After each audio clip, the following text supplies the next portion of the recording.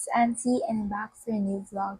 It's been a while since my last vlog, right? So I've decided to create a baking series or diaries wherein I can share with you my baking series. Share ko sa inyo mga recipes, tools na ginagamit ko and such. Para naman may vlog tayo.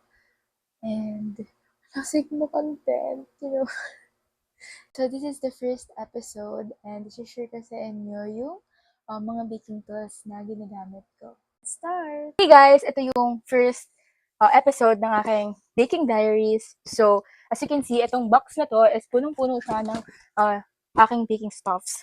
So, let's start. So, ito, yung una, yan siya lahat.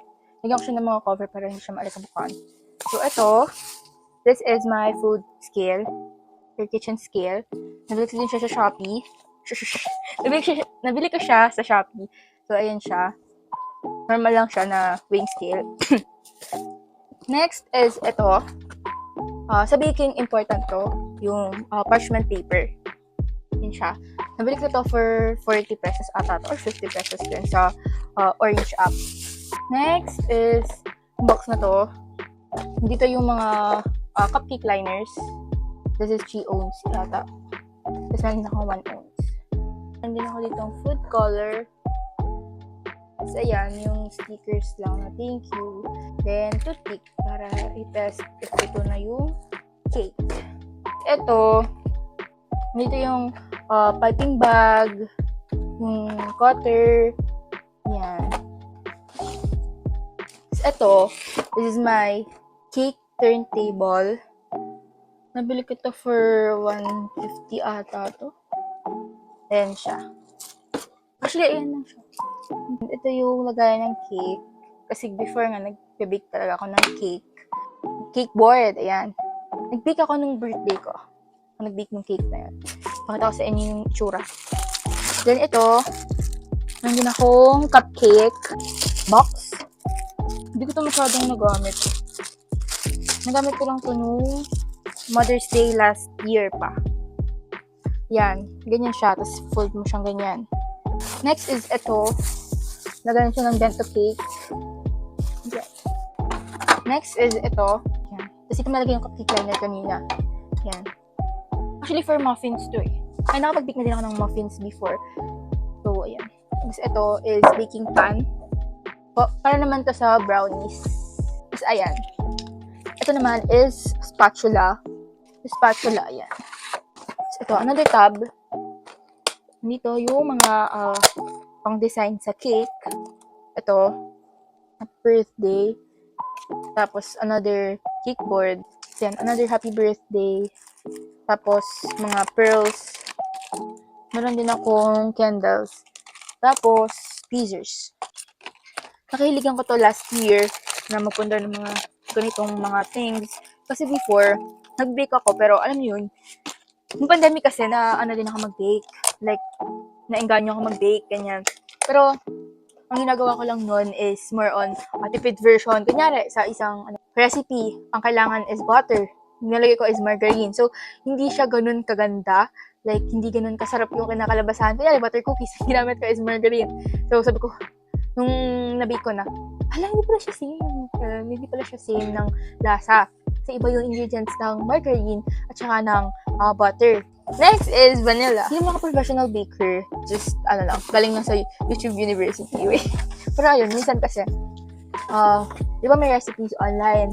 Yun nga sa YouTube, ganyan. Hindi ko siya totally sinusundan. Like, meron akong sariling version. Gagawa ko siya na sariling version. So, ayun, minsan pumapalpak. Tuto kayo mag-browse ng mga ibang content para naman makita nyo yung pinagkaiba ng mga recipes ko. Ano yung much better, yun yung kunin nyo sa isang recipe. Tapos, if kunyari, may nadagdag pa na konti, yun, combine din yun na lang. For sa akin. So, ayan, ito naman is for loaf bread. This is for loaf bread na pan. Ay, na baking pan nga. Ng loaf bread. Yan, ganyan siya. Ayan, hindi siya masyadong maganda. Pag nagtatagal na, or hindi lang maganda yung pagkakalinis ko. Pero hindi nalinis ko ito eh. Ganun yung parang mga batik-batik siya. Tapos ganun din to. Bakit yung ganitong tray? Pero mas pangit yung itsura ng ganitong tray. Pero maganda tong paglutuan, actually. Ito naman for cake. Meron din ako nung pan na natatanggal yung bottom. Ang kaso, pangit din. Ang pangit din nun kasi natatanggal naman yung color. Ito, mas maganda to. Last na to. Last na to, guys. Tapos, ayan, di ba pala ako din magbenta before ng bento. So, bumili ako ng ganitong knife. Ayan. Pero hindi ko naman siya natuloy kasi medyo mahirap magbenta. Tapos, ayan. Ba't dito to? Tapos, ayan, gloves. Ito na lang yung natito. Bilang akong bago. Pun na lang, di. Tapos, measuring cup. Ito yung measuring cup ko. Bili ko siya ng pandemic. Yan. Tapos, tongs. Tapos, meron din akong plastic na knife. Ito yung isa sa mga baking spatula ko. Huwag kayong bibili ng ganitong type ng spatula, kahit malaki, kahit maliit. Huwag kayong bibili ng ganito. Kasi, kunyari, thick na yung butter. Hindi niyo siya basta-basta mahahalo ng maayos kasi natatanggal siya, nagaganyan siya. Gaganyan, tapos makakatak. So, minintay akong camera. Bili kasi ako ng GoPro. Hindi kinakaya ng storage ng phone ko. Yun lang. So, yun lang guys, yung mga baking tools ko. Meron pang hindi nasali kasi nasa labas. Hindi ko siya nakuha lahat. Pero meron akong hand mixer.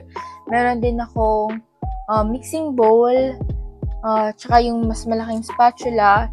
Tapos, baking brush. And yung piping tips. Yan. I think wala na. So, wala na siyang laman. Ay, meron pa pala. Ito yung Ferbento cakes. So, 2 or 3 yung size niya. Puro ganito yung pan na nabili ko. Kasi mas maganda talaga to compared dun sa mga non-stick Kemerut na yon. Pero hindi naman talaga siya non-stick. So, recommended ko naman din to. Maganda siya pang bake. Ang kaso, hindi ko siya recommended masyado kasi nga, yan, may patsi-patsi siya. Siguro sa pagtago ko siya, paglinis ko, or ganun talaga yung itsura niya. Anyway, so, that will be all, guys. Wala na siyang laman. So that will be all, guys. Thank you for watching. So, i-upload ko na lang siguro by next week yung episode 2. Abangan nyo yun, guys, please. Abangan nyo yung episode 2. Yun yung bibake na tayo next episode.